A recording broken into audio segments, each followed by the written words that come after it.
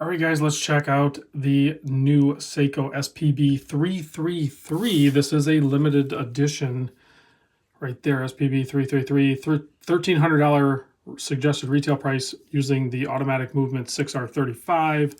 We're going to see that in a lot of the nicer Pro Specs lineup watches for sure. It's kind of like the go-to movement. 24 joules, I think it's 70-hour power reserve, beats at 3.5 hertz or 21,600 vibrations per hour. Very cool looking watch here, very white birch looking dial, and just a Goldilocks size, I think. And I'm going to show you that with between the Willard and the Turtle, which are both really good watches in their own right, but this one just kind of sneaks in there and might be the Goldilocks watch from Seiko Dive Line that will work best for you. So big thanks to the crew at Exquisite Timepieces in Naples, Florida. I'll put a link down below. Tell them I sent you. I'll give you direct contact information down below in the description and a link right to their website for this watch. So limited edition, right? Well, there's 5,000 of them. So I don't think you really need to have to rush out and grab one right away necessarily, although I do see quite a few of these being sold, so who knows. And Seiko sells a lot of watches, so I mean 5,000 watches, I don't know, but they do make a lot of different colorways in each category, so I don't think 5,000, I don't think you need to worry too much, but I mean you don't want to wait forever for it either if this is one you want. All right, case size 40.9 millimeter, so basically 41 millimeter. The bezel is inboard a little bit, as you can see there, whereas a lot of divers, it overhangs. This one's inset, so it's going to wear and present a little bit smaller on wrist. Seikos already do that naturally, even the larger ones.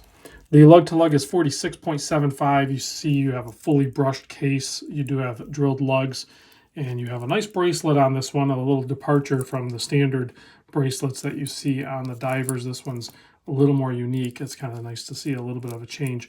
Although I'm a little confused on the clasp. I mean, it's still a nice clasp, but there's only 2 micro adjust. And there's tons of real estate here with this milled part being here. Why didn't they put a clasp on there that does 4 micro adjust? I don't know. But you can jump over to, I think it's Uncle Seiko, I think, has this clasp. So don't worry about it. Don't let that deter you from picking up one of these. This is actually a reissue, in case you guys didn't know this. This isn't like a new model from Seiko. It's just a refresh of an old design. This is actually technically a 6105, which the Willard's a 6105 as well, but this is a 6105-8000, and they were released nearly in the same time frame. So they had both of these out on their lineup at one point, and they do again now. So whichever one works for you, they're both reissues of older watches. Very cool.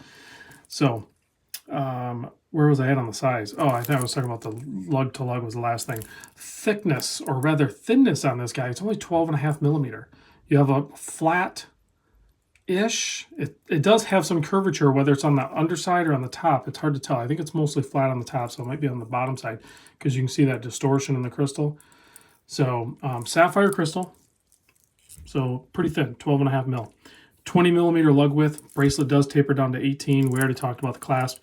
6.5 millimeter screw down crown. It is not signed, but it is milled out nicely. You have 120 click Seiko bezel here. Tons of grip with this coin edge. Nice smooth action on this. And does it line up? Let's see.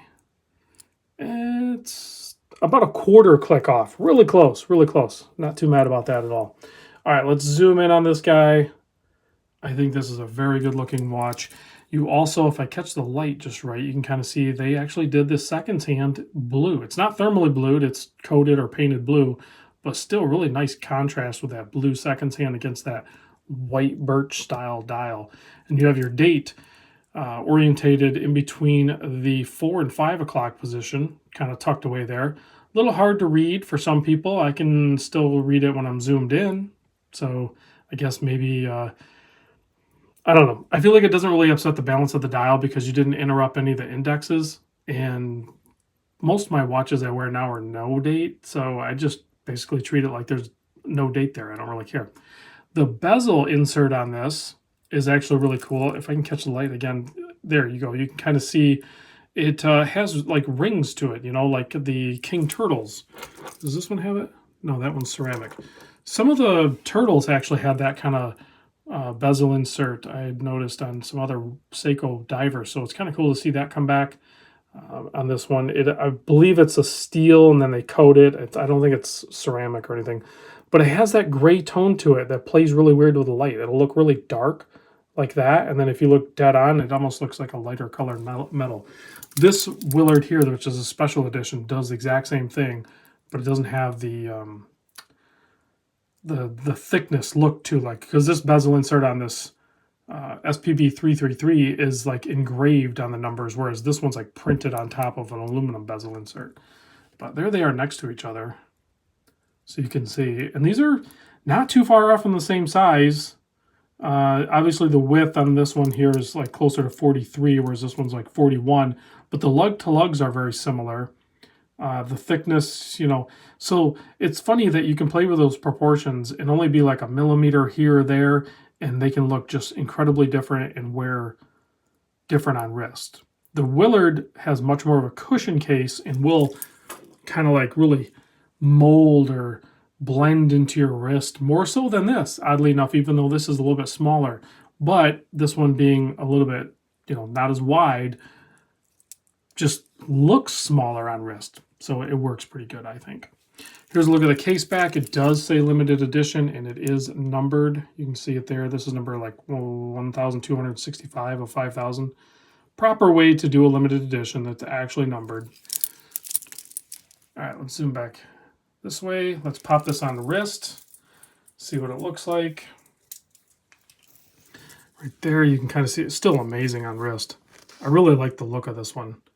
A little more angular, still kind of a cushion case, but a little more angular, like a Doxa would be or something. A little more like, I don't know if masculine is the proper word, but plus it's fully brushed. There's no polish bits on there other than a little bit on the coin edge here, but I don't know. I just like the tougher look of it.